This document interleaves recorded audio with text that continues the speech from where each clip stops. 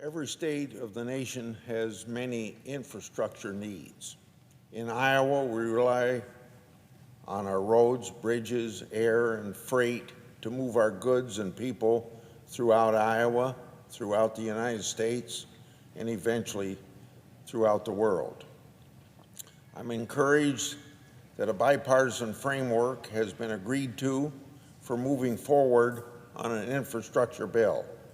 I'll be interested in seeing more details about the policy and the way to pay for the bill as the bill proceeds forward. Today, I would like to discuss one aspect of infrastructure, and that's our inland waterways. For Iowa, that's the Mississippi and Missouri rivers. For other states, it's a lot of other important rivers. I asked my colleagues to take this important mode of transportation into account as they work on legislation. I have also sent this request in a letter to both the Senate Environment and Public Works, as well as the Appropriations Committees. The inland and intercoastal waterways and our ports are vital to the United States and serve 41 states throughout our nation. Shippers and consumers depend on the ability to move around 630 million tons of cargo each year, valued at about $232 billion on these waterways.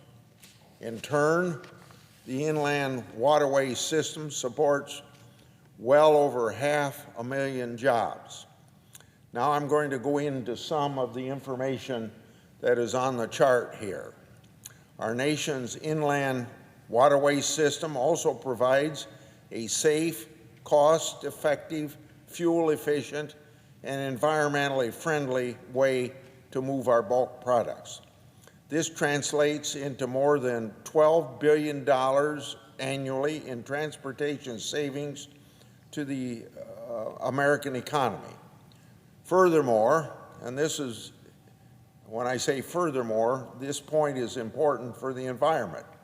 1 gallon of fuel allows 1 ton of cargo to be shipped 647 miles by barge as compared to 477 miles by rail and only 145 miles by truck. In addition, the inland waterway transport generate far fewer emissions of hydrocarbons, carbon monoxide, and nitrous oxide that rail and truck per million tons of miles does. As for safety, there are 22 rail fatalities compared to 79 truck fatalities for every 1 fatality on the waterway system that I'm addressing. By moving goods on inland waterways, we're helping to relieve congestion on the roadways and adding to the nation's economic prosperity. Moving goods on inland waterways is the most efficient transportation mode. A typical inland barge has the capacity 15 times greater than 1 rail car and 60 times greater than 1 semi-trailer truck. One 15-barge tow can move the equivalent of 216 rail cars pulled by 6 locomotives and 1,050 semi-trailer trucks, just as comparison efficiency of this mode of transportation. If the cargo transported on the inland waterways each year had to be moved by another mode, it would take an additional 16% more tonnage on the railroad system and 49 million truck trips annually to carry the same load. U.S. trade policy and its effects on exports, and in particularly agricultural exports, has a major impact on the U.S. water transportation system. The United States is the world's largest agriculture exporting country. U.S. agriculture exports in 2018, the last year we have figures for, generated more than $300 billion in economic output and directly supporting more than 1 million jobs. According to the U.S. Department of Agriculture, about 1 out of every 3 acres farmed in our country are planted for export. Agricultural exports account for about 1/4 of farm cash receipts, in which 73% of these exports and 65% of imports were carried on U.S. waterways. American farmers need foreign markets to sell commodities and value-added agricultural products.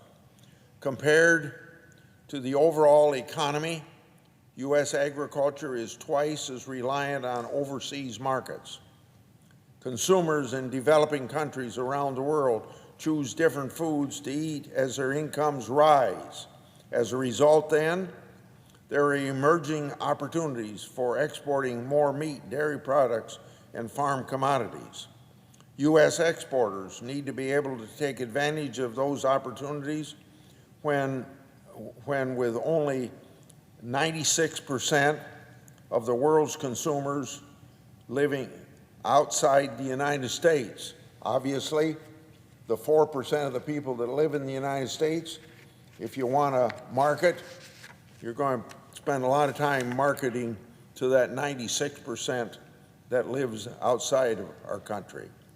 As the largest exporter of agricultural products in the world, the United States delivers high-quality, reliable products to consumers around the globe. Now, here at home, these exports are essential to profitability in agriculture, and the economic activity they generate obviously ripples through the domestic economy. We need to make sure that our current inland waterway infrastructure is maintained in good condition. Congress has implemented policy changes that provide more funding for the Inland Waterways Trust Fund and adjusted cost shares of the trust fund to more efficiently fund and complete the construction projects. I ask for robust funding to support the use of inland waterway trust funds for construction. This is necessary to ensure that the inland waterways modernization, replacement, and rehabilitation construction projects are funded at the level supportable by the Inland Waterway Trust Fund. The U.S. Army Corps of Engineers Civil Works Program currently faces a large unmet needs in its operations and maintenance account. I have been encouraged that in the last several years, Congress has provided additional funding to help address these backlogs. I request as much funding as possible be provided for these operation and maintenance activities.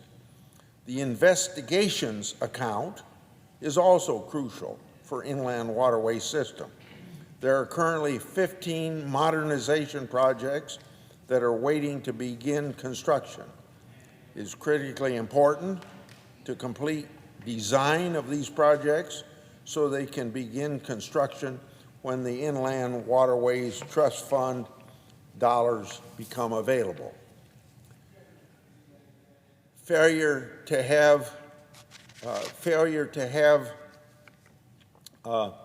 design completed will delay project delivery, ultimately leading to increased total cost of the projects, as well as adding additional time to schedule project completion.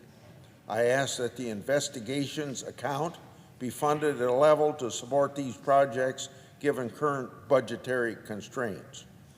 On the upper Mississippi River, multiple locks are well beyond their 50-year design life and cannot accommodate more tows as We have to have the barges break up their tows to get them through smaller locks. So having to decouple the barges significantly slows down traffic on the river and increases costs and emissions harmful then to the environment. I worked with my upper Mississippi River colleagues here in the Senate and a large, broad stakeholder coalition to get initial authorization for this lock and dam modernization called the Navigation and Ecosystem Restoration Program, signed into law.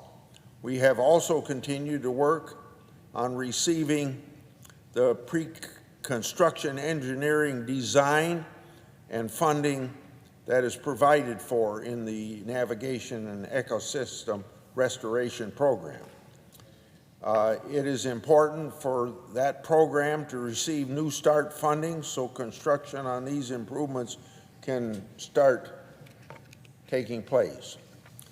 Lock and Dam 25, which is a key feature of the Navigation and Ecosystems Program, has received a significant portion of the $72.5 million appropriated for the Navigation and Ecosystem Program thus far and is ready to move to construction.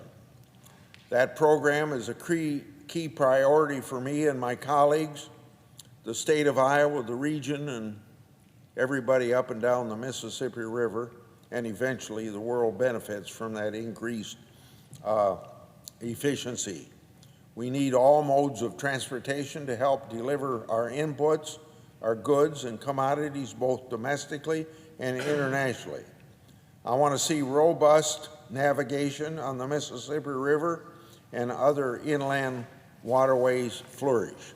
I look forward to continuing to work with my congressional colleagues and the administration on these important issues as an appropriations and infrastructure legislation is prepared to be discussed.